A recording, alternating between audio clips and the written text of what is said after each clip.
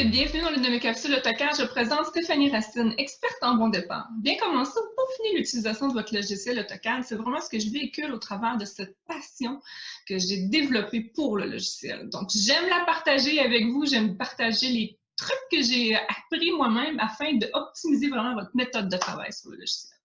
Sans plus tarder, je vous invite à aller visiter ma page web au www.stephanie-cadesser.com. Vous y trouverez plusieurs boutons d'action qui vous permettra de diriger, entre autres, vers mon école en ligne qui vous permet encore une fois d'optimiser. C'est toujours dans l'optimisation de votre méthode de travail.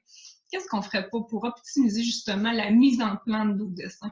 Comment aller chercher ça? Ensuite, vous pouvez aller utiliser aussi le petit bouton d'action qui vous dirige vers les 7 trucs et astuces pour optimiser justement cette méthode de travail-là. Donc, c'est un beau petit listing, un cadeau que vous recevrez dans votre boîte courriel. Donc, allez regarder ça, allez en découvrir un peu plus sur ce que je fais également, sur les clients que je peux servir et tout. Vous allez tout avoir ça dans ma page web. Donc, aujourd'hui, on va parler d'une petite commande qui s'appelle TextAlign, mais je vais également vous parler d'une petite variable qui vous permet de changer un dtext en mtext. Moi, personnellement, j'adore travailler avec du mtext. Il est très rare que j'utilise le dtext. Donc, sans plus tarder, je vais aller également partager mon écran. Et voilà, donc on voit ici plusieurs textes, on s'entend. Donc majoritairement, c'est du mtext. Tout ceci, c'est du mtext. Et on a 3 petits mtext ici. Je vais d'ailleurs commencer par vous parler de la modification d'un dtext vers un mtext. Je vais vous parler de 2 méthodes de le faire parce que je sais que le AutoCAD normal versus le AutoCAD LT peuvent avoir des changements. Entre autres, le AutoCAD LT n'a pas la possibilité d'avoir les commandes Express. Parce que si je sélectionne Express, ou plutôt je sélectionne un dtext, vous le voyez ici, c'est un texte, et je vais dans la commande Express, l'action texte, je peux ici déjà d'emblée faire Convert to mtext. J'ai juste à faire ça et automatiquement, je suis rendue en mtext. Je peux sélectionner également plusieurs, si je refais une autre copie de ceux-ci, je peux sélectionner plusieurs dtext, toujours revenir dans mon Express Text Convert to mtext, et ça devient automatiquement les 2 dtext ou texte deviennent automatiquement un mtext. Donc, ils combinent les 2 éléments ensemble pour en faire qu'un. Donc ça, je trouve que c'est d'emblée quelque chose d'assez sympathique à avoir. Là, vous allez me dire, oui, mais AutoCAD LT ne l'a pas, tu viens de me le dire. Il y a une variable de système qui peut permettre de faire ça. Et là, je vais mettre évidemment le petit texte juste ici en dessous va apparaître. La commande, c'est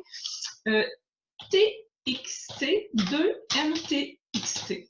Vous tapez ces lettres et ce chiffre-là à l'écran.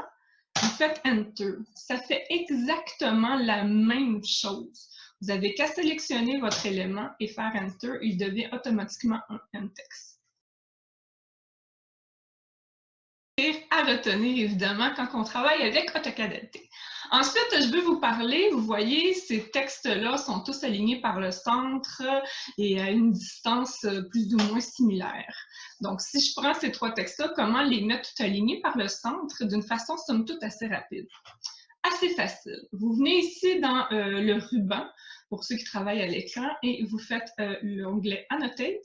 Et vous avez ici la petite commande TextAlign. Vous pouvez l'écrire évidemment au clavier. Moi, je suis du genre clavier, mais je vous le présente dans les 2 façons. Donc, toujours TextAlign ou sélectionner ici. Ensuite, il vous demande d'aller sélectionner d'emblée tous les éléments, ce que l'on fait.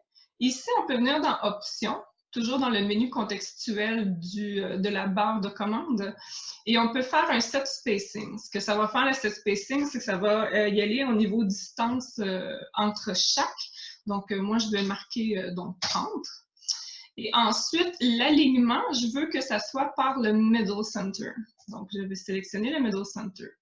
Ensuite, je vais sélectionner les éléments une deuxième fois, un beau Enter. Et ici, vous voyez, il y a comme un menu contextuel. Soit vous pouvez faire le P au clavier ou le sélectionner. Donc, P au clavier.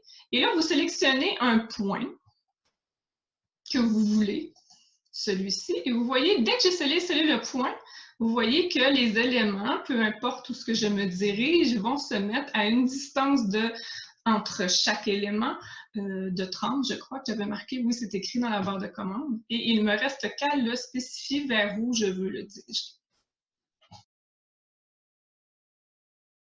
Alors voilà, c'est ce qui fait le tour de ma courte capsule. Je pense que c'est une capsule, somme toute, assez intéressante qui peut nous aider encore plus à développer certaines petites, parce que c'est une habitude à prendre, en fait. Donc, c'est développer l'habitude d'utiliser ces petits outils-là qui peuvent facilement faciliter notre tâche au niveau de notre mise en place. Donc, sur ça, je vous dis à une prochaine capsule et je vous dis à aller découvrir Cadesser comme il faut afin d'obtenir vraiment tous les outils afin de devenir plus performant. Sur ça, je vous dis à la prochaine!